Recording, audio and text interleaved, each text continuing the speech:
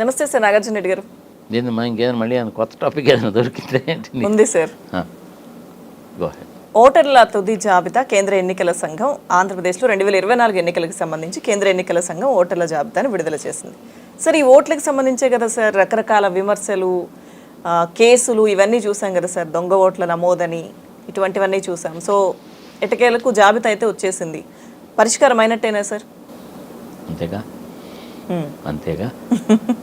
Last year September 5వ తారీఖు 6వ తారీఖు ఒక డ్రాఫ్ట్ ఓటర్స్ లిస్టు ఇచ్చారు. దాని తర్వాత మళ్ళీ డిసెంబర్ వరకు టైం ఇచ్చారు.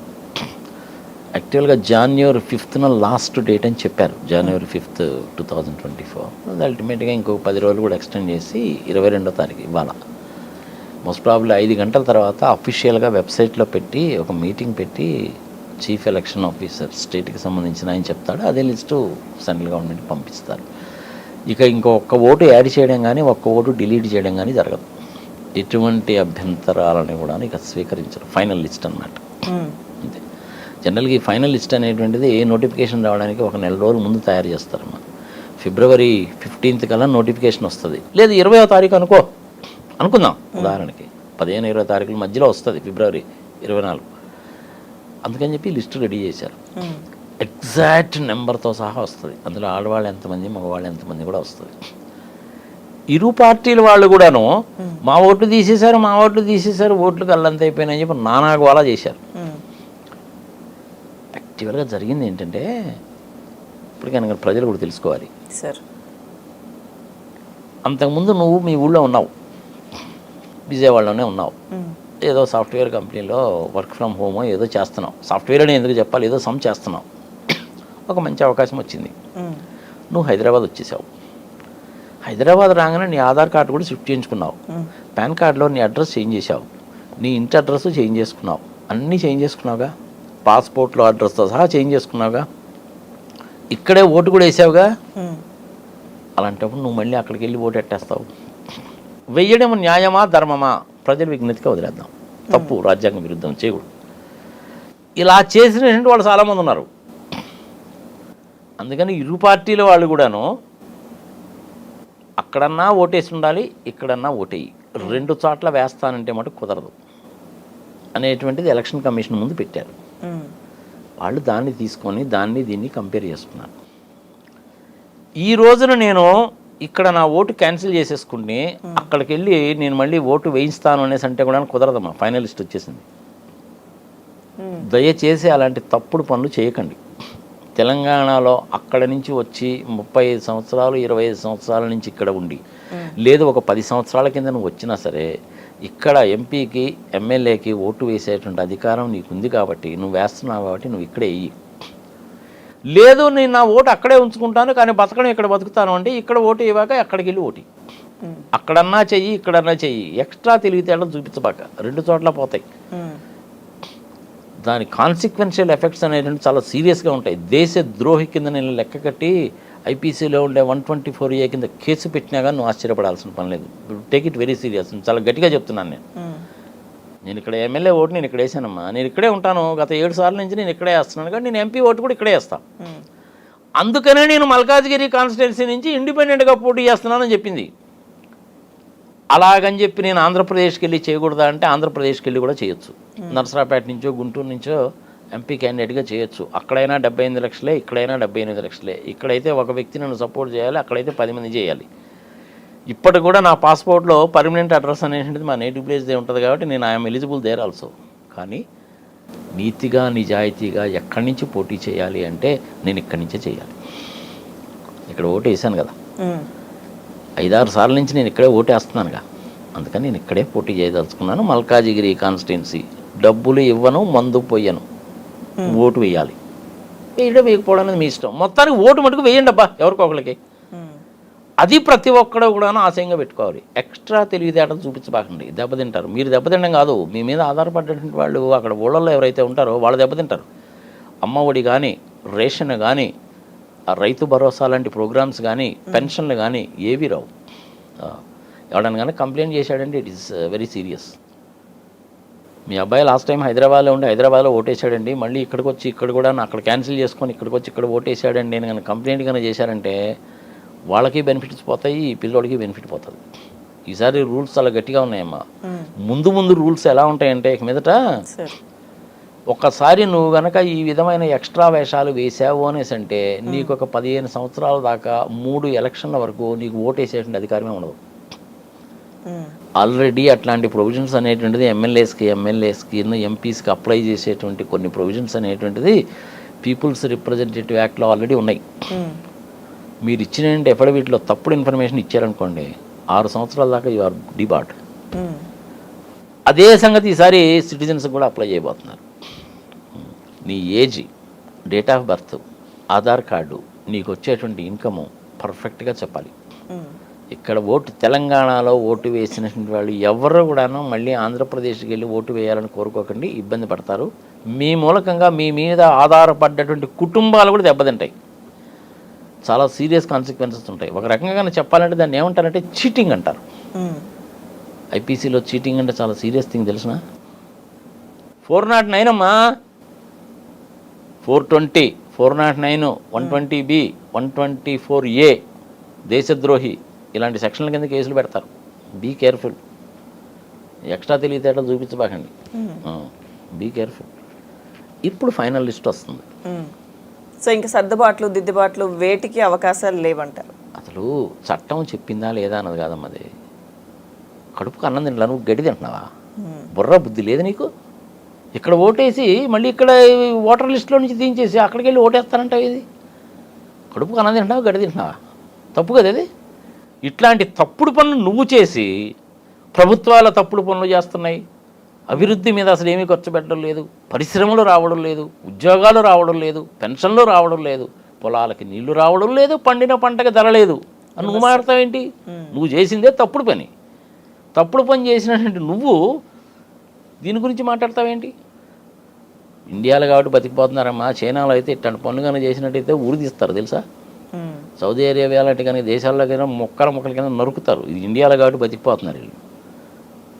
నేను మీ ద్వారా ఏం చెప్తానంటే దయచేసి ఇలాంటి మాథర్ పనులు చేయకండి. అది సంగతి. Be careful.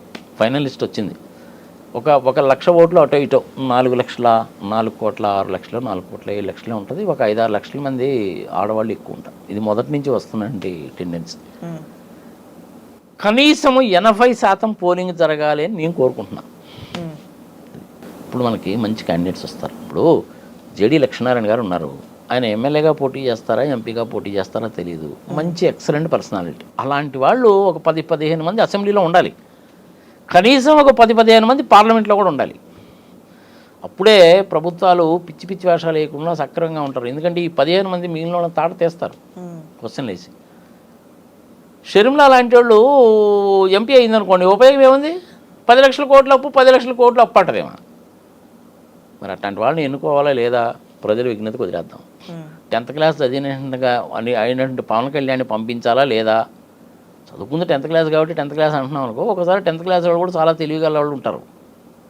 చాలామంది ఉన్నారు కూడా అట్లా. ఇప్పుడు సపోజ్ మా బావయ్య ఉన్నాడమ్మా, మందపాటి నాగిరెడ్డి గారు అని 3 సార్లు ఎమ్మెల్యే, 17 years ఉన్నాడు ఆయన. ఆయన 10th క్లాసే కదా చదువుకుంది. ఆయన లేడా? ఉన్నాడుగా. కోలా సుబ్బారెడ్డి గారు మా మావయ్య ఉన్నాడు. ఆయన కూడా అంతే. ఐ థింక్ 8th ఎంతో చదువుకున్నాడు. 1952 సంవత్సరంలోనే ఆయన ఎమ్మెల్యే. ఉంటారు కొంతమంది ఇట్లా. చదువు అనేటువంటిది మనిషికి సంస్కారవంతమైనటువంటి వాడిగా తయారు చేస్తుంది. ఎదుటివాడు ఎలా ముప్పతిప్పలు పెట్టినా సరైన సమాధానం చెప్పేటువంటి వ్యక్తి కింద తయారు చేస్తుంది. వాడి కాళ్ళ మీద వాడు నిలబడేటట్టు చేస్తుంది. దమ్ముగా ధైర్యంగా తలెత్తుకొని బతికేటట్టు చేస్తుంది. అంత మాత్రాన్ని ఏలుముద్ర వేసేవాడు పనికి మాలినవాడని కాదు. ఏలుముద్ర వేసేవాళ్ళు ఒకసారి చదువుకున్న వాళ్ళ కంటే చాలా బెటర్గా ఉంటారు. మనకు తెలుగులో సామెత ఉంది కదమ్మా, చదువుకున్న వాళ్ళ కంటే సాకలోడు బెటర్ అని. అవునా కదా? ప్రాక్టికల్గా చూస్తాం కదా మనం. కానీ ఏంటంటే 10th క్లాస్ చదువుకున్నా, ఇంటర్మీడియట్ చదువుకున్నా, గ్రాడ్యుయేషన్ మాత్రమే చదువుకున్నా కానీ ఒకసారి చాలా తెలియగల వాళ్ళు చాలామంది ఉంటారు. వాళ్ళకి ఏంటంటే మీలాంటి సోషల్ ప్లాట్ఫామ్స్ వచ్చిన తర్వాత మంచి అవకాశం వచ్చింది. దానికి బెస్ట్ క్లాసికల్ ఎగ్జాంపుల్ సీతక్క గారు. అంతే. బర్రెలక్క అని మొన్న ఒక అమ్మాయి పోటీ చేసిందా లేదా? ఓడిపోయిందా గెలిచిందా? That is a different thing. ప్రజలలోకి తెలిసిందా లేదా? ఇప్పుడు గెలవకపోతే ఇంకోసారి గెలుస్తుంది. ఏముంది అందులో? పవన్ కళ్యాణ్ గారు ఇప్పటికైనా సరే కాక బుద్ధి తెచ్చుకోవాలి. వాళ్ళ అన్నకు జరిగిన అనుభవాన్ని చూసి బుద్ధి తెచ్చుకోవాలి. చిరంజీవి గారి కంటే ఈయనేం పోటుగాడు కాదుగా, అవునా కదా? 70 లక్షల ఓట్లు తెచ్చుకున్నాడు, 18 మంది ఎమ్మెల్యేలు, నడపలేక కదా కాంగ్రెస్లో గెలిపించాడు, అవునా? అప్పుడు ఏమైంది?